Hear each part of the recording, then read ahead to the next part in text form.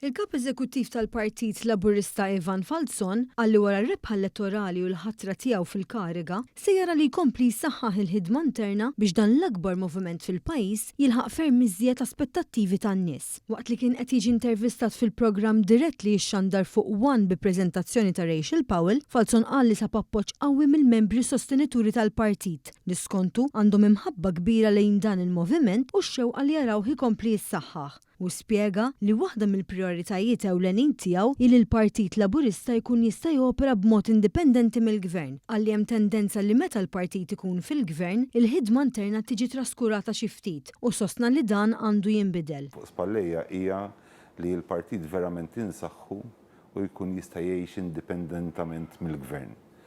Dik hija l-isfida prinċipali għaliex bħala partit huwa b'mod naturali meta jkun il-partit fil-gvern ħafna mir-riżorsi, ħafna mill-attenzjoni tingħata lill-gvern u l-partit forsi jitwarrab daqsxejn fil-ġenb. Dik hija xi ħaġa li wrietna l-istorja li tirrepeti ruha u li żgur se nkun qed indirizza. Il-kap eżekuttiv Laburista enfasizza wkoll il-kontribut tal-volontieri u l-membri tal-partit li jagħtu ħafna mill-ħin u l-enerġija tagħhom biex jikkontribwixxu għat-tisjieħ tal-organizzazzjoni.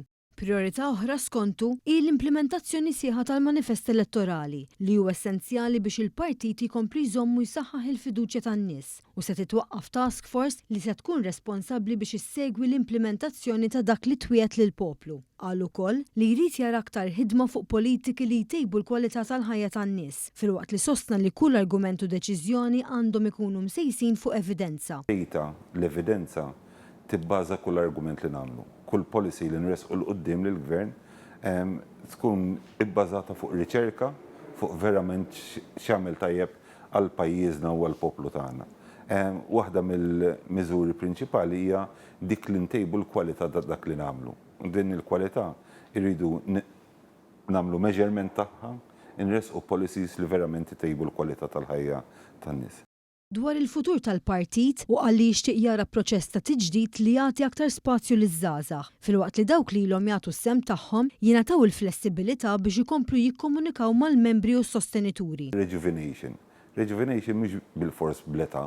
Ovvjament għandna bżonn li jkollna żgħażagħ li jkunu attivi fil-politika, attivi kulturalment, soċjalment u rridu niftħulhom il-bibien u t-twieqi kollha biex ikunu attivi fil-Partit Laburista huma jridu jiddettaw il-futur tagħhom.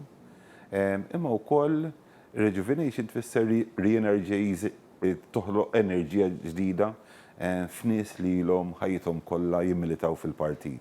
U temm jgħid li l-partit għandu jibqa' b'saqajh mal-art, juża kull riżorsa disponibbli u jkun innovattiv biex iwettaq il-miżuri kollha tal-manifest fil-budgets fil-5 snin li ġejjin.